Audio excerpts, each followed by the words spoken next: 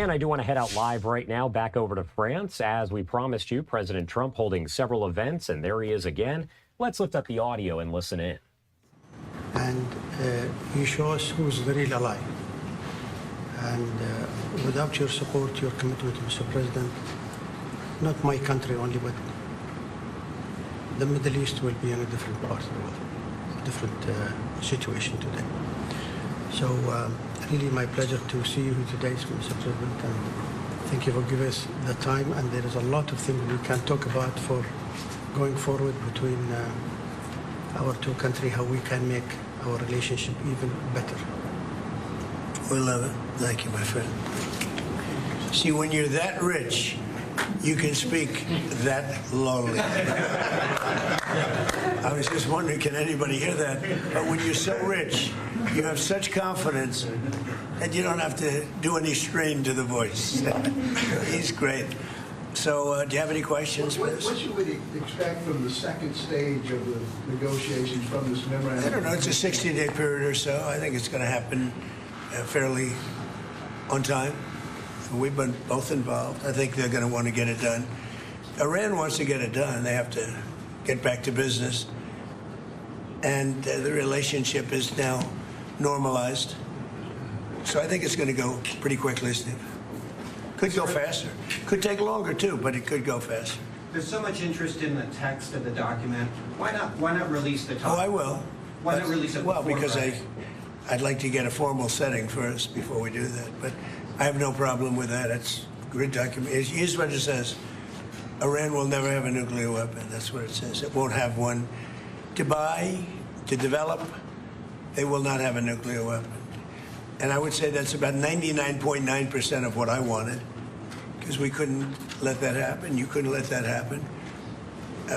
And they won't have a nuclear weapon. Now, in addition to that, the Strait is going to be open toll-free. And it's toll-free beyond the 60 days. It's not, somebody said, oh, it's toll-free for, no. It's toll-free, period.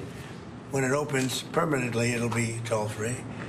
I want to congratulate our Navy, because the naval blockade was unbelievable. But I'll not only release it, I'll probably have a press conference and read it to you word by word so that the press covers it accurately. Because it's a very important document, and unlike Obama, who could have destroyed the Middle East with a horrible JCPOA, it is the worst agreement. That was a road to a nuclear weapon. Mine is a wall against a nuclear weapon. I mean, I see these people say, but we already had one. That was the worst. He paid a fortune for it. We paid nothing. We don't pay. There was some statement, we're going to spend $300 billion. No. We're not. We're allowed to go and invest if we wanted to someday in the future. We have no obligation whatsoever. It could be that Iran will turn out to be successful when they have oil. But if we left a week ago, just left, before the last two attacks, it would have taken them 20 years to rebuild Iran. So, but I'll go over the document with the media in a couple of days. Mr. President, a few weeks back you said you'd like to see other nations join the Abraham Accords, much like the UAE has. Have there been any discussions with Arab leaders about that? About what? Joining the Abraham Accords like the UAE has? Well, I'd love to have them. This is a man who's very advanced. He was early in, and he's done very well with them, the Abraham Accords. No, it's, I think they should happen. The big impediment to the Abraham Accords, we have our original countries, very smart countries, every one of them. Do you notice that even during that period of conflict, nobody dropped out? Nobody said, oh, gee, I'm going to drop out. Nobody. I think they're all going to come in into the Abraham Accords. The only conflict was a place called Iran. And I understand that, it's a little bit tough when people were afraid of Iran. But I think they're going to all start coming in there. Good question, actually. Mr. President, what do you say to Republicans like Senator Lindsey Graham, who is skeptical of the MOU? to, Lindsay is skeptical? Yes. I'll have to talk to Lindsay. He'll be in big trouble. Lindsay's good. Lindsay's fine. He's not skeptical. He's just fine. Look, this agreement covers something very nicely. We're not paying for anything. We're not doing anything. The markets now are higher than they were when we started. Remember that.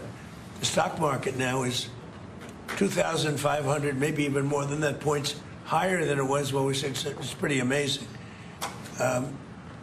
This agreement's about one thing, that Iran will never have a nuclear weapon. Never, ever, ever. The rest of it's irrelevant, frankly. Senator Graham also said that an eventual agreement with Iran should be sent to Congress for review. Would you do that? I never thought of it, but I would. I wouldn't mind. I mean, you know, the Democrats, you know, we call them Democrats because they're dumb people. The Democrats are, well, what I'd like to do is send it to Congress saying you shouldn't approve it, and I'll get it approved. They do whatever I say, they want to do the opposite.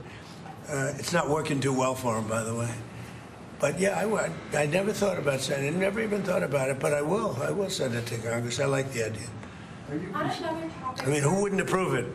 Let's let them have a nuclear weapon. The Democrats will say, oh, they should have a nuclear weapon. They'll go crazy. I like the idea. Send it to Congress, please, all right? Mr. President, were you briefed on the attack plans for the UFC event at the White House? There was, the FBI thwarted an attack. I haven't heard about it, no. But I watched, the attack that I watched were the fighters. And he saw it too, by the way. He was sitting back home in his beautiful palace and he was watching that. And they were as good a fights as I've ever seen, right? The best fight. The best. They were. That last fight was brutal. Wow. And the two last, all of the fights were good. The two fights. It was all good. It was a great evening. It was very different for the White House, but I wish you could have been there. We built an incredible arena. Dana did a great job. Is there going to be another fight next year, Mr. President? Well, I don't know. I got away with it. That's because 250 years. Maybe in another 50, maybe in 300. So are you considering an increase on sanctions on Russia and whether to renew those? Well, soon we'll be able to do that because the oil is now flowing. So we took sanctions off because obviously we're not looking to impede the oil. So we're in a position to do that soon. Let them lapse? Yeah, Okay. at some point. Mr. President, I have a question. Yes. Regarding this. What a nice-looking person. Is he from your country?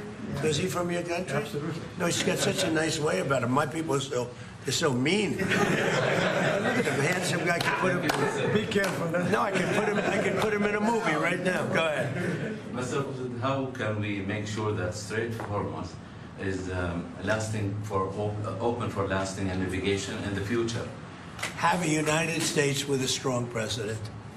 It's the only way you can do it, I guess, when you think we have all the agreements you want. The agreements for bad people don't mean anything.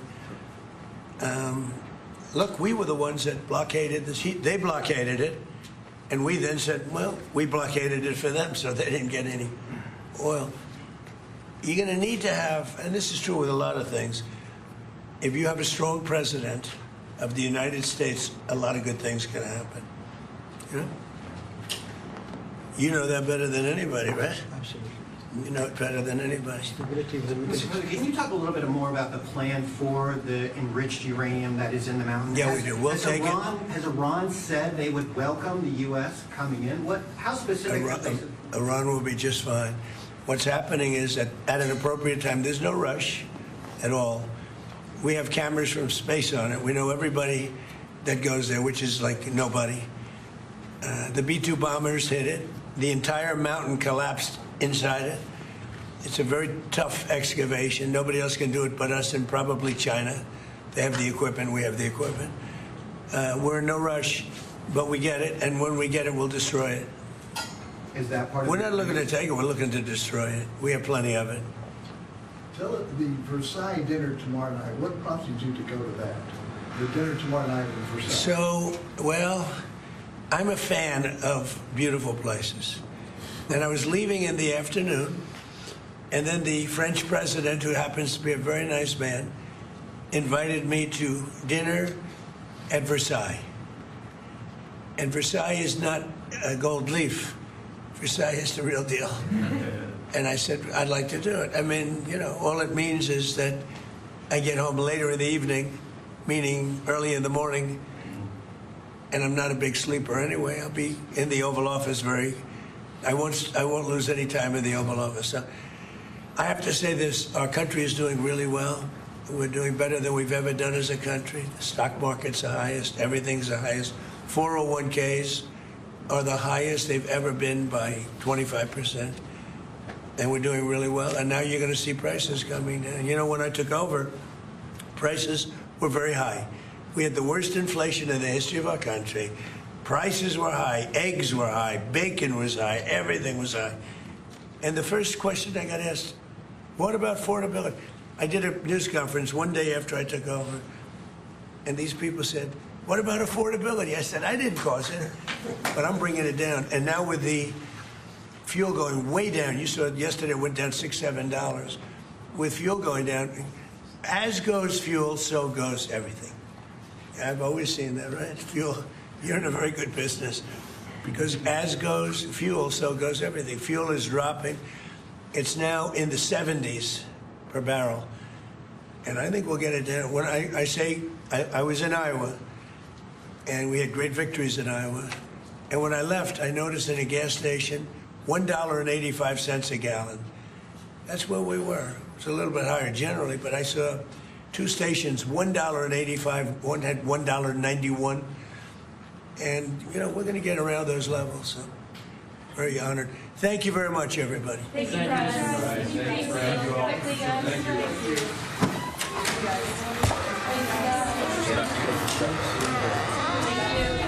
All right, there you have it. President Trump taking questions as he meets with world leaders there at the G7 summit over in France.